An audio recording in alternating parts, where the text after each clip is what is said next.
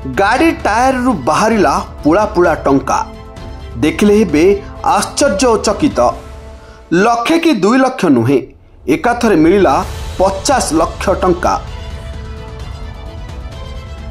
पाखापाखि 11टी टंका बंडल मिली।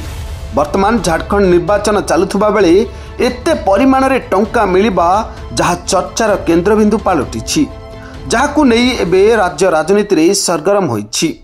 गिरिडीह जिल्लार झारखंड बिहार सीमा निकटरे Deori police station अंचल रे थिबा एक चेकपोस्ट रे गाड़ी चेक समय रे एते परिमाण रे टंका मिली। आयकर विभाग कहवा अनुसार झारखंड रे एक गाड़ी टायर भितर 50 लाख टंका जबत करा जाइछि। आयकर अधिकारी और सुरक्षा कर्मी माने एक वीडियो रे टायर टंका बाहर करतुबा देखिबा मिली। टायर रे थिबा कोणा भितरु आयकर अधिकारी माने पाखापाखि 11 टंका बंडल बाहर करतुबार मध्य देखिबा मिली। Bureau report, Durga STV.